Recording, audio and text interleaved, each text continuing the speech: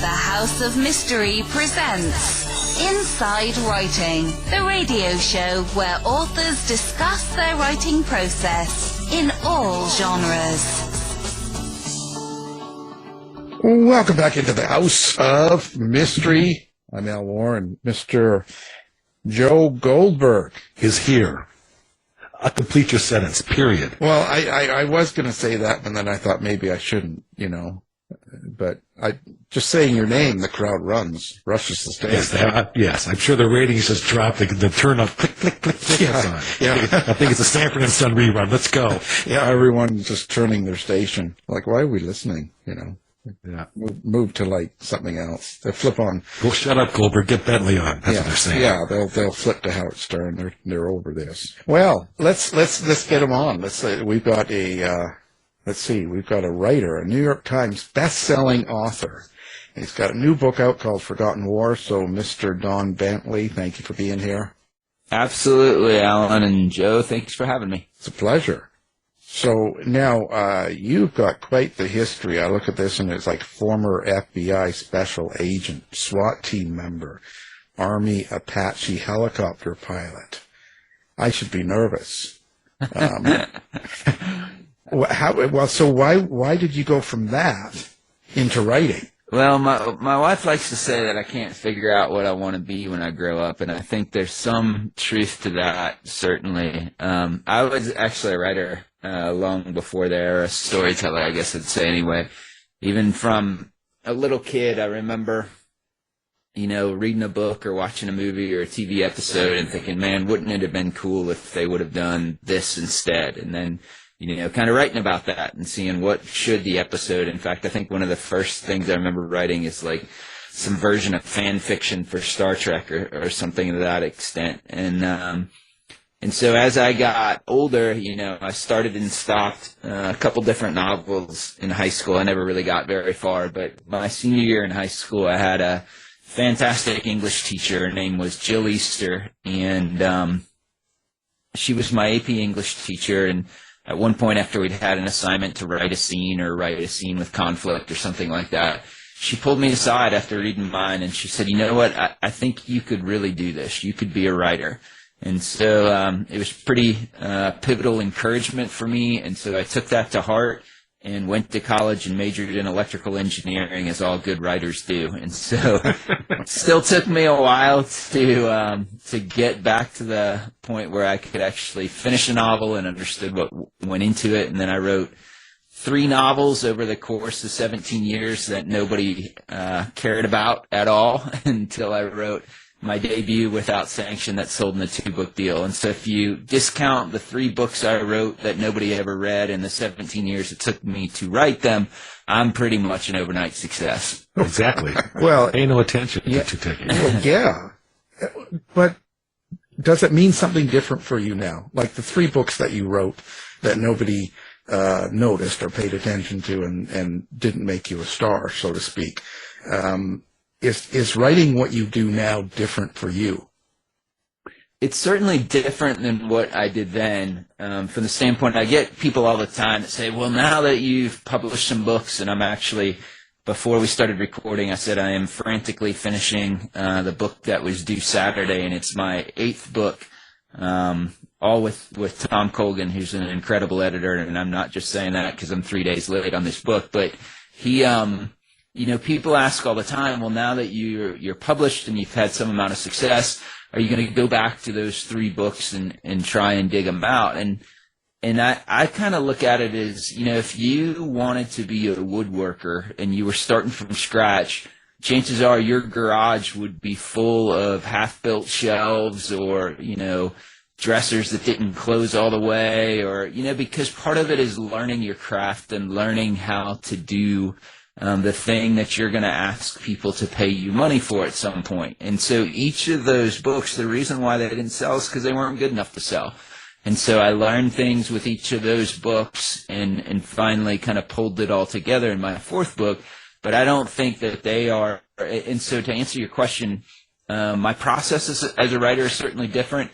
From a storytelling perspective, those 3 books didn't mean any less to me than the books that I write now. I just wasn't a good enough writer yet to tell the story the way it needed to be told for a publisher to be willing to buy it. Well, what do you get out of a book each time you write one? Yeah, so a good friend of mine is Nick Petrie, and he writes the Drifter series. And I was talking to him about writing once, and he said, in a really good book, what's happening is the author is trying to answer a question for themselves in that book, in the pages of the book, or work out an issue for themselves.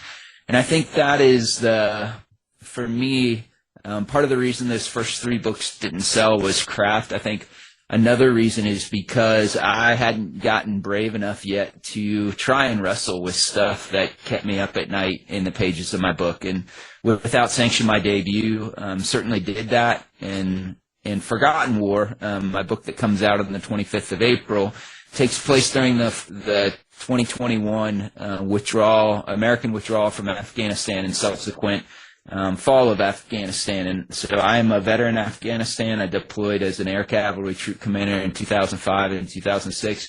And there were certainly a whole lot of things I was wrestling and friends of mine that were fellow veterans were wrestling with. And all of that made it into Forgotten War. And so I think as a writer, as a novelist, your first job always is to tell a compelling story, to keep the readers turning the page. But I think something beyond the action or fight scenes or things, the thing that makes a reader come back is the emotional appeal of the book. And I think part of that emotional appeal is a sense of veracity, so that even though that it's fiction, the reader can tell as a writer, are you actually wrestling with things that keep you up at night? And if you are, and if those make it into the pages, I think they resonate with the reader. Well, is that when you said yourself, I've become a good writer?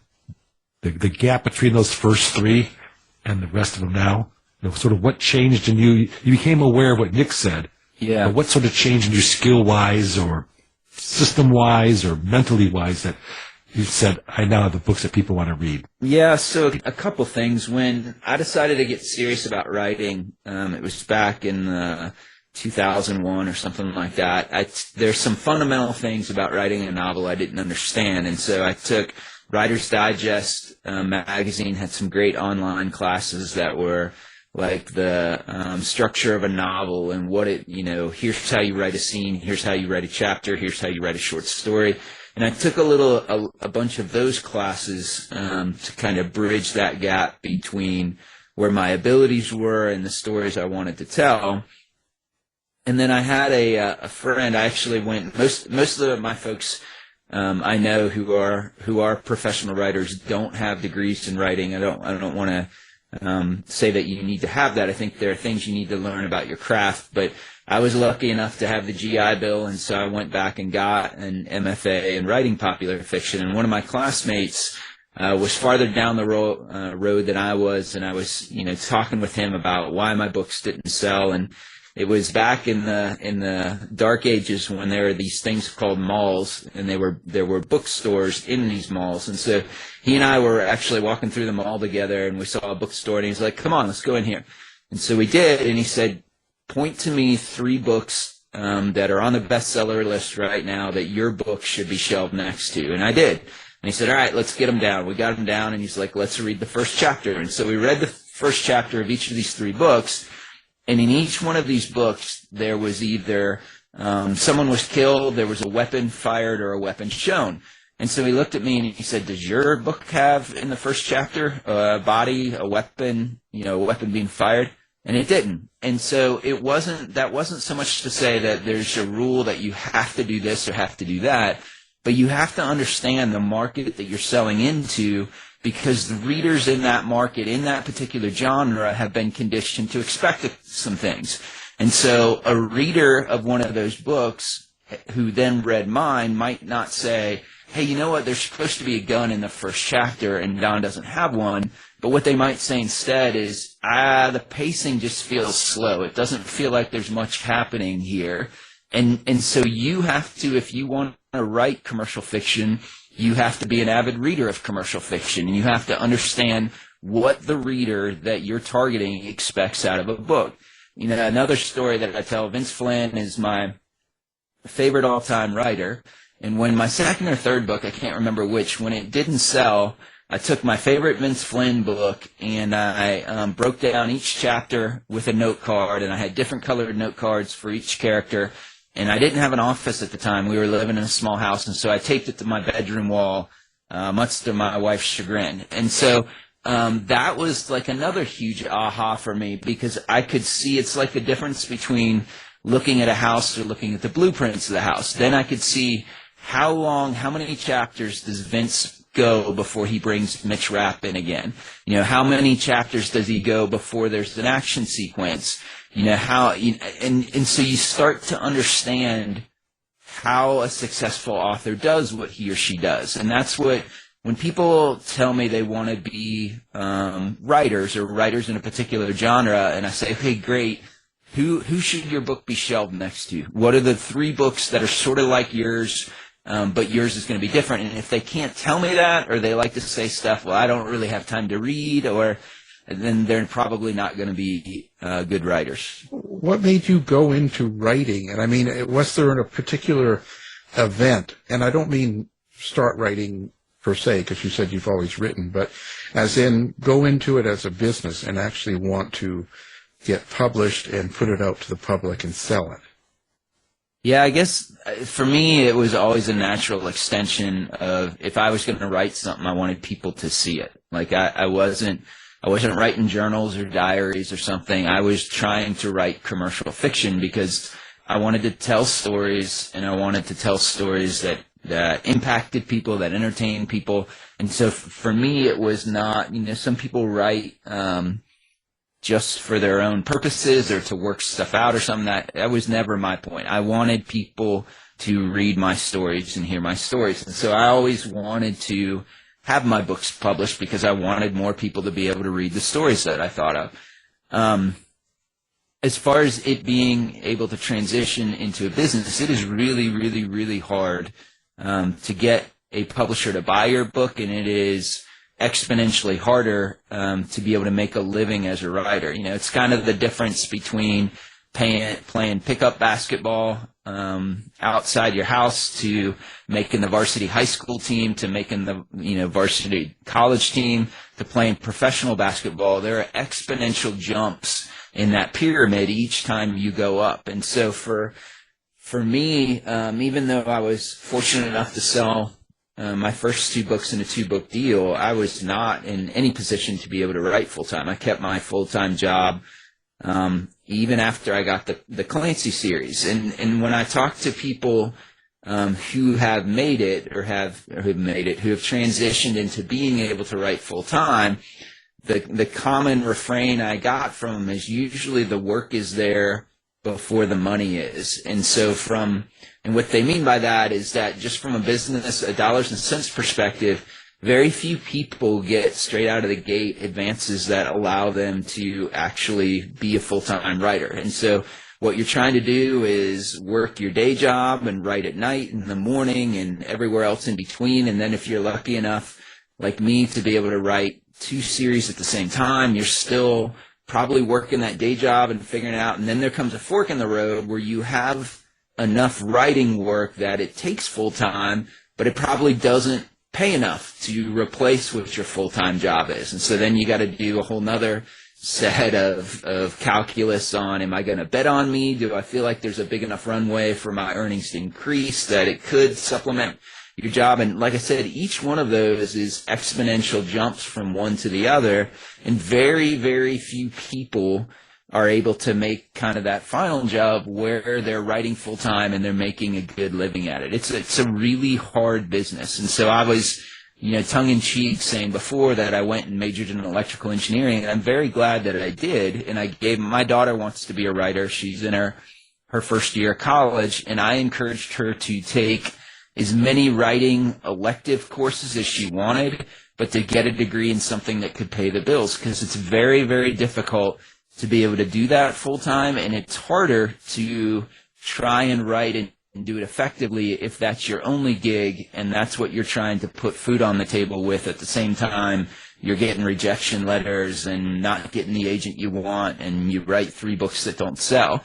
So it is not for the faint of heart, for sure. But I think part of it is how you define success as well. Is that, if your idea of success is, I want more people to be able to read and enjoy the stories I want to tell, there are a whole lot of different venues to be able to do that don't necessarily have to have you quitting your day job and trying to make it as a writer full time. Well, that's really an interesting answer, and you mentioned the phrase, of course, many times, readers in commercial fiction. Do you think about the readers as you're writing, and especially the question I'm sure you always get, do you think about them when you're writing the well-known series books, the Clancy books? Yeah, I think so my job is to create a product that people want to buy, and that product is my book.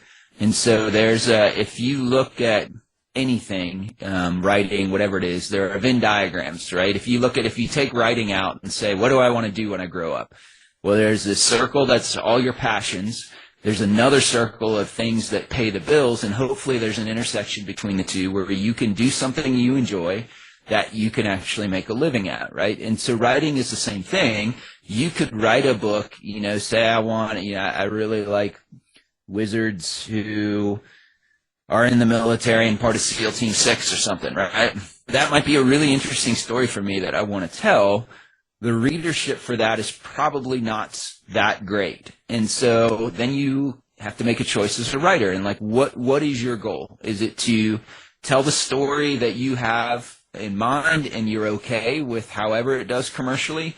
Or do you want to look at the market and say, hey, I want to try and make a living at this, and so what is not copying and saying, hey, everybody else is doing this, but what is the niche of readers that I'm targeting? Because, my editor, Tom Colgan, likes to say that when it is your time to debut, if you're writing commercial fiction, what you have to do is something that's the same but different.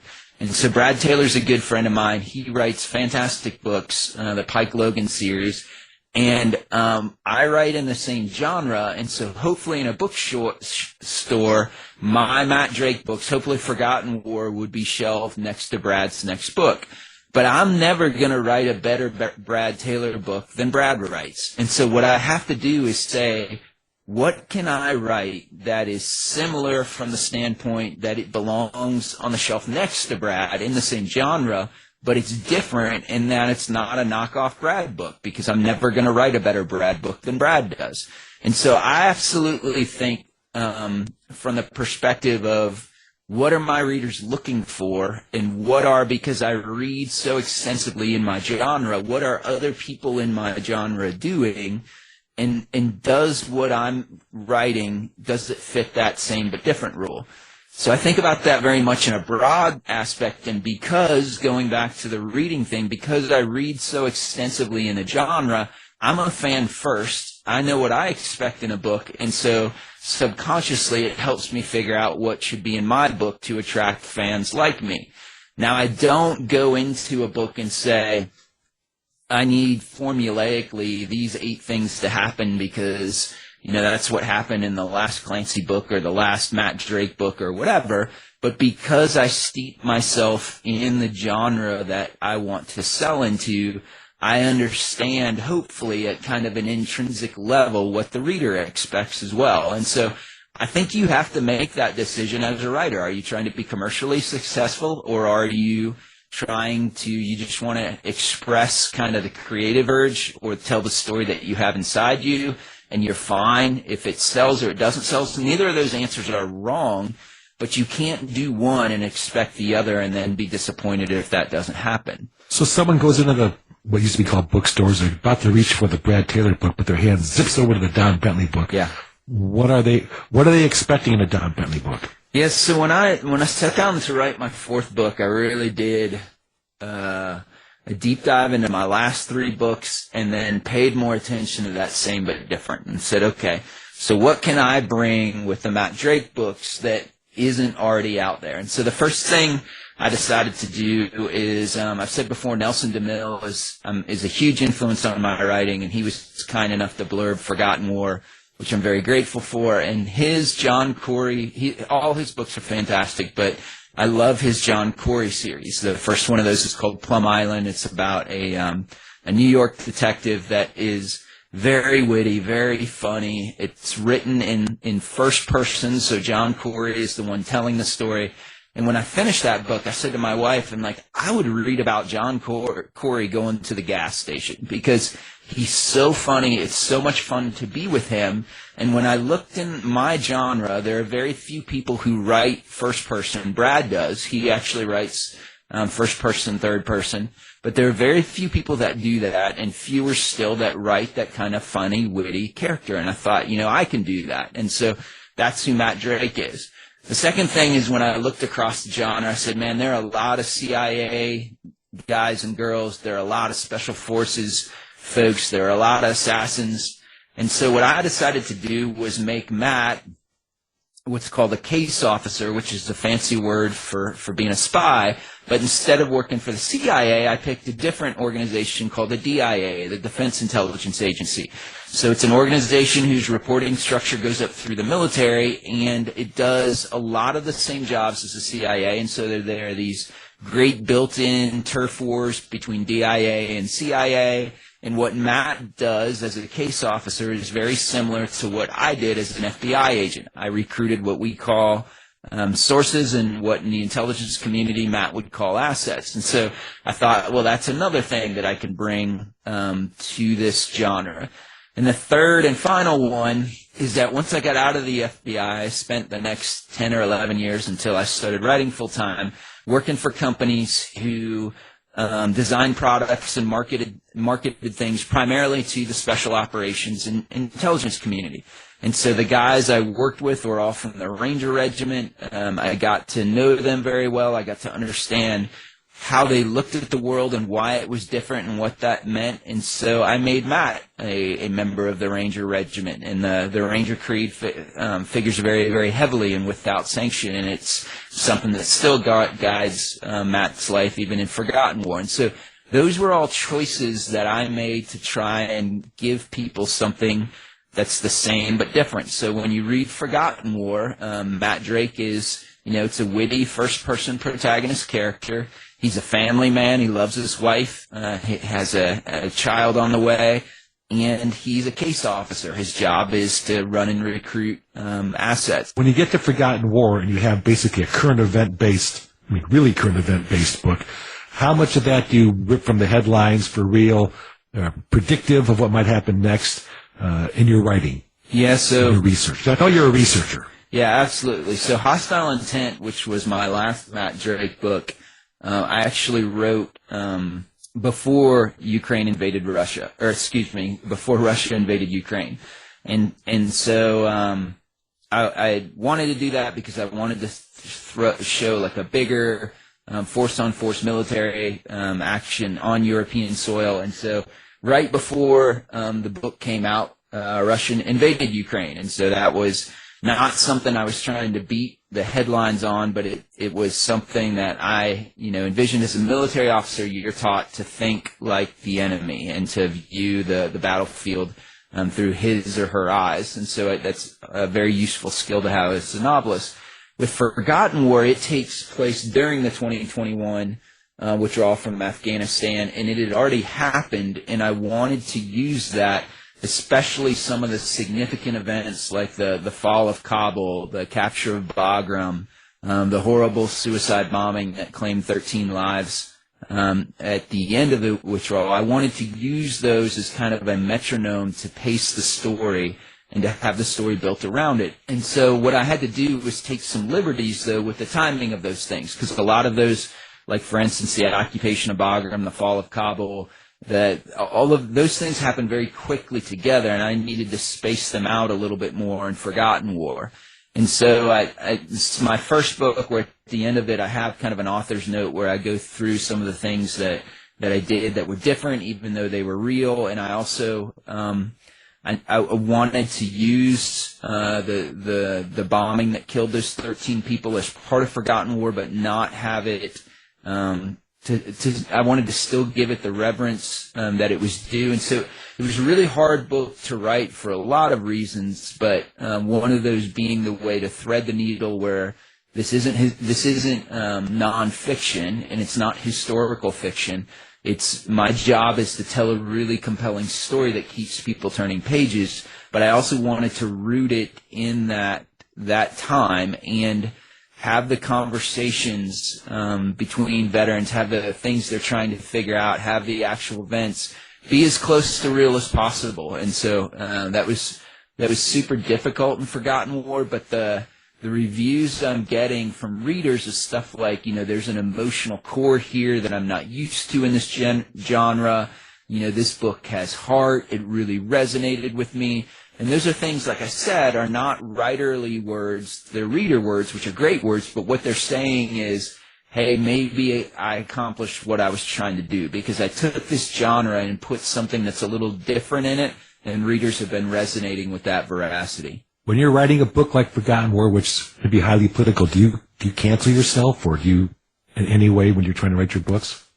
Things that you don't write? Do you do things that you don't write because they may stir up emotions on the political divide or spectrum? Yeah, so for Forgotten War, I made a point to not try and bring politics into it. And so I don't talk about the administration. I don't talk about Republicans or Democrats. I just talk about here's the event that happened and here's how people are reacting from it.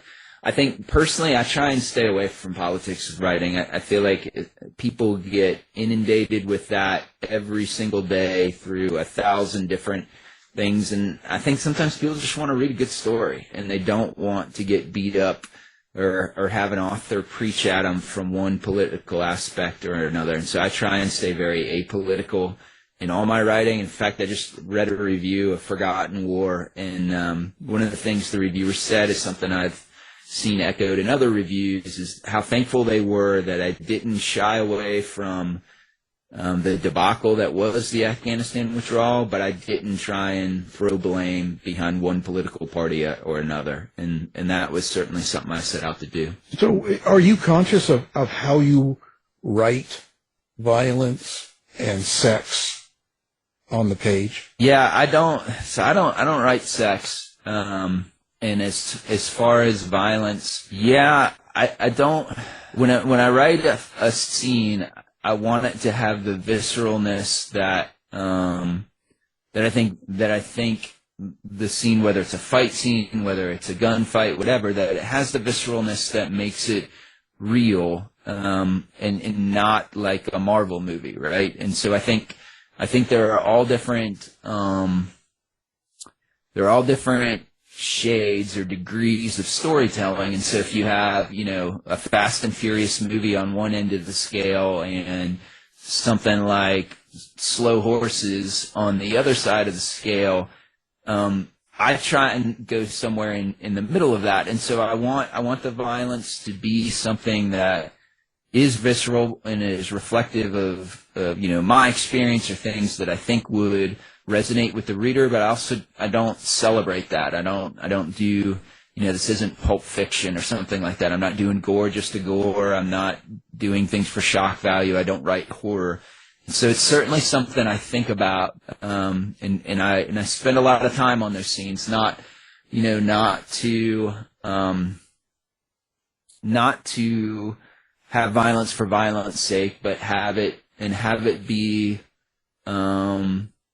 necessary for the story. When you talk about fight scenes, for instance, my kind of two bookends that I look at a lot are Lee Child and Brad Taylor. And so if you look at Lee Child's Jack Reacher fight scenes, they are very basic from the standpoint of Jack Reacher's a big guy and he headbutts people, he kicks them in the knees, and he uses his massive elbows. But those scenes are extremely effective, and they're very blunt, choppy.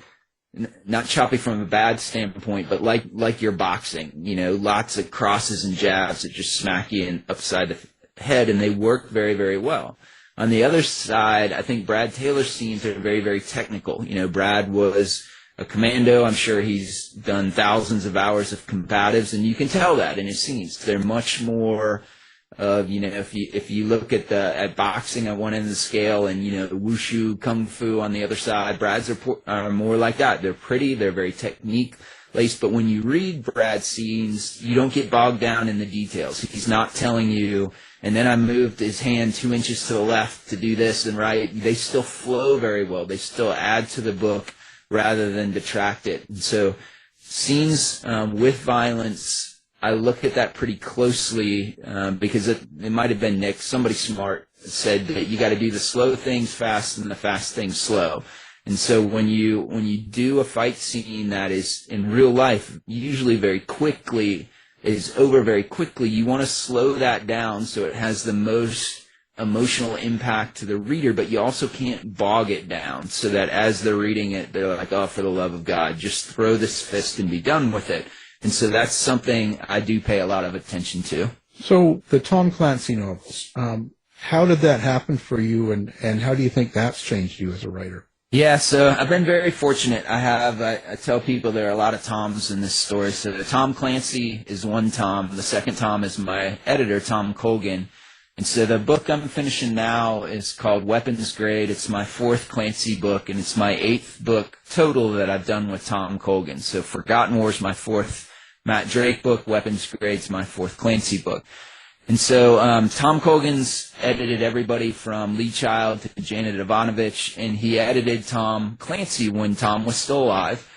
And then after Tom passed, the Clancy estate came to Tom Colgan and to Putnam and said, hey, we want Tom Clancy's legacy to live on, and so we would like you to bring in writers to continue that series. And so every time a Tom Clancy book of mine comes out, there's at least one entertaining person on social media who says, Tom Clancy is dead. How dare you be profiting from his name? And I'm like, first off, I am not the one profiting from his name. And secondly, I look at it the same way that George Lucas created this amazing universe called Star Wars, but he certainly doesn't write all or even most of the stories in it. He invites people to come in when he owned it, and whoever owns it now, and says, we have this amazing universe rich with characters and stuff, come in and continue to create here.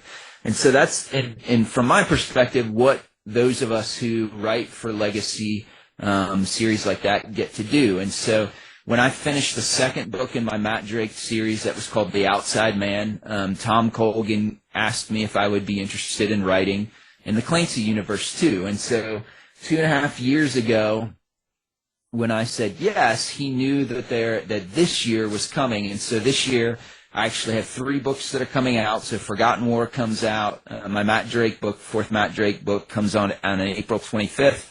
And then Flashpoint, my third Tom Clancy book, comes out. I think it's May 23rd. And then Weapons Grade, the book that I'm finishing now, my fourth Tom Clancy book, comes out in September. And so in order to make this year happen, 2.5 years, I started writing a book every 5 months, and I'd alternate between one of my Matt Drake books and a Clancy book. And so it's been, Tom is an incredible editor to write with, and to have him working on both series has been very, very beneficial. And now that's also gotten me the opportunity in 2024, I will be taking over the Vince Flynn, Mitch Rapp series from Kyle Mills. And so after I turn in Weapons Grade here, hopefully in the next day or two, I will transition to my first Mitch Rapp book. And so all that was, I'm sure, had a lot to do with the fact that I wrote the Clancy books, and those resonated with readers, and the Clancy books came from the Matt Drake books. And so each one of those steps, or each one of those were kind of stepping stones to the next thing, as it were. Are you worried about that overshadowing your own creation, your own writing? I'm worried about it for a lot of different reasons. Josh Hood is a friend of mine, and he also has written for the Legacy series. He writes in the Jason Bourne universe.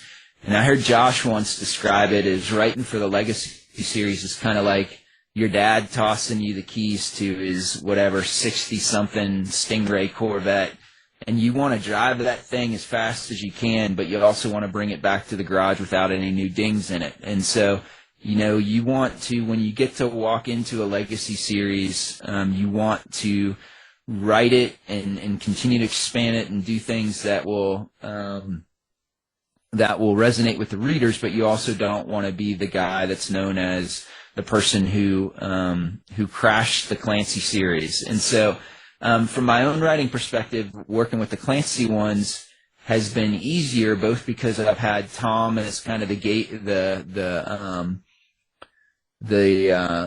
guardrails to bring me back if I've gone too far one way or the other. And he reads my Matt Drake books, like Forgotten War, and he reads my Clancy books. And I have a buddy that's a Golden Glove fighter. He boxed for Penn State when he was in college, and he said the purpose of having a referee in a boxing match is so that you don't ever have to worry about hurting the other guy. You swing as hard as you can and do everything, and it's the referee's job to keep him safe and keep you safe. And I think a good editor is that same way. It allows you to go crazy when you're writing the book, knowing that editor is going to be the one who brings the book back into line and kind of keeps you safe. And so the books are very different. I'm not worried about it overshadowing from the fact of a Vince Flynn book becoming a Matt Drake book, certainly.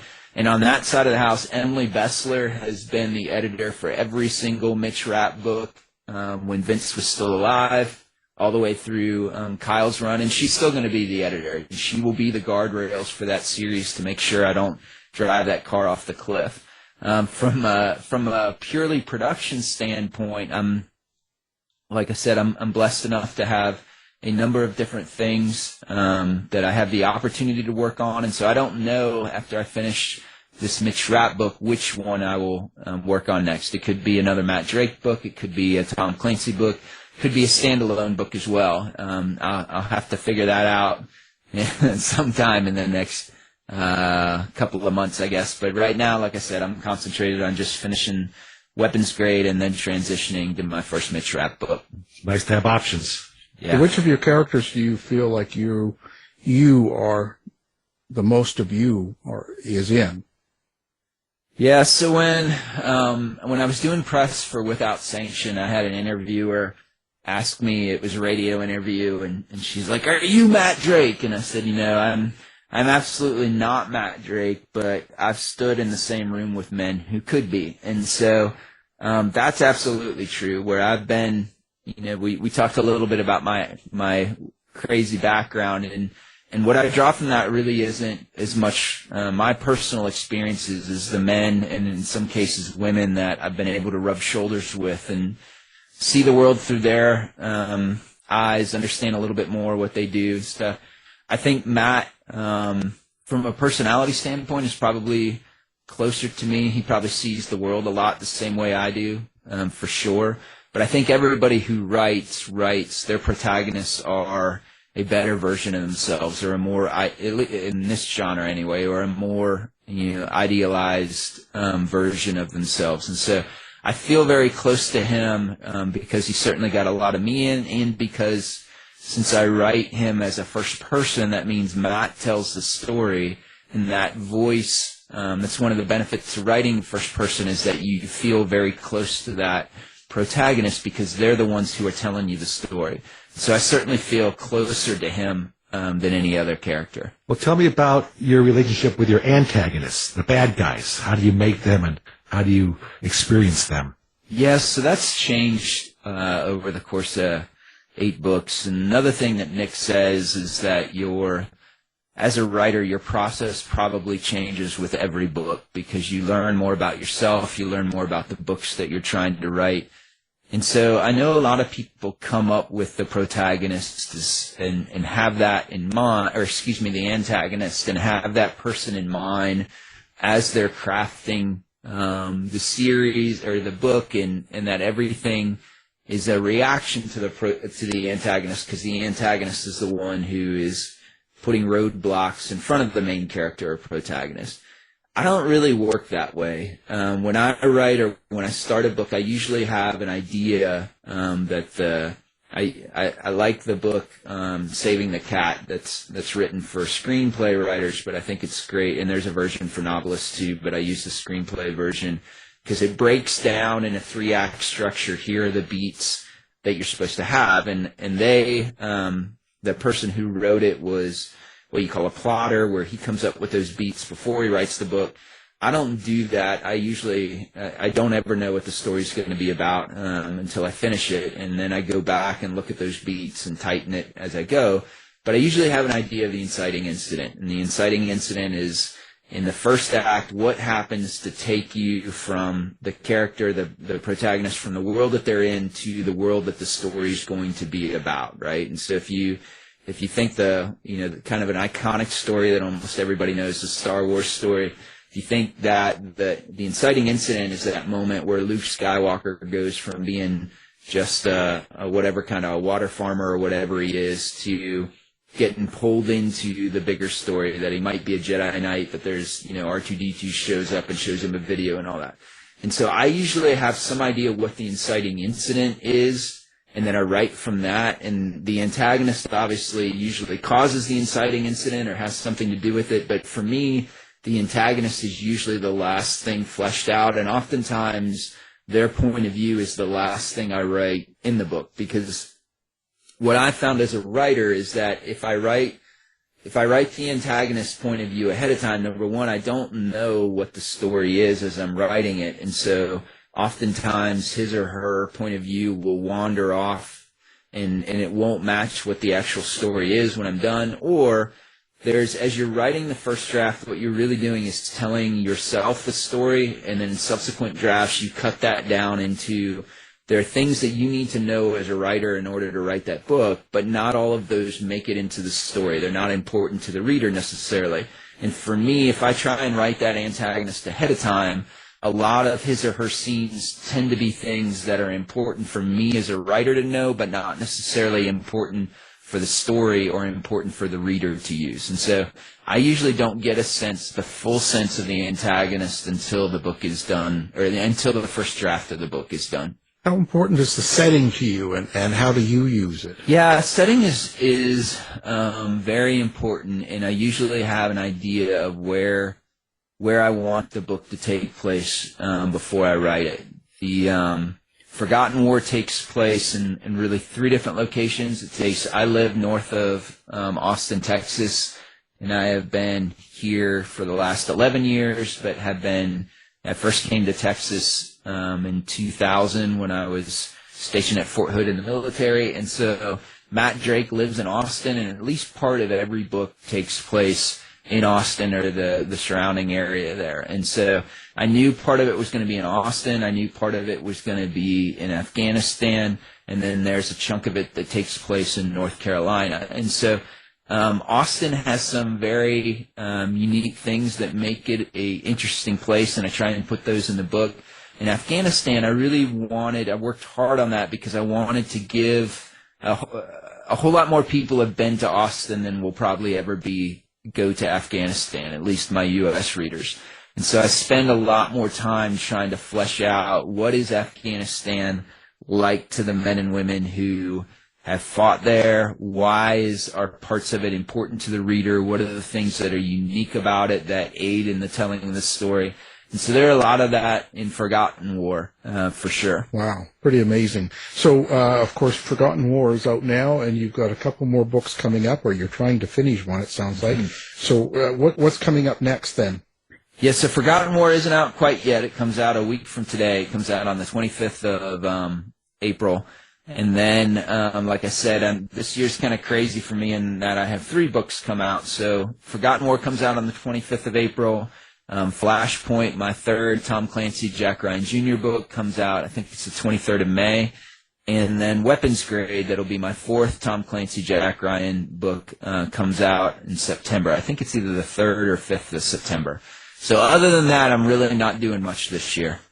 No. Yeah, get busy. Just sloughing away. The guy's not doing that yard work. Yeah. No, he's just laying around having cocktails.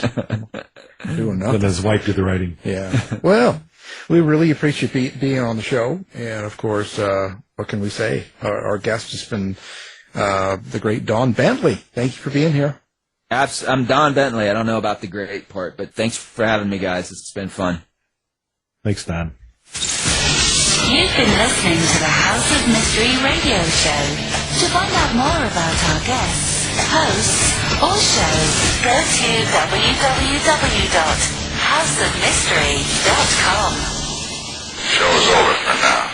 Was it as good for you as it was for me? Yeah. Good night. This has been a production of Something Real. Brotherhood Media. I'll be back.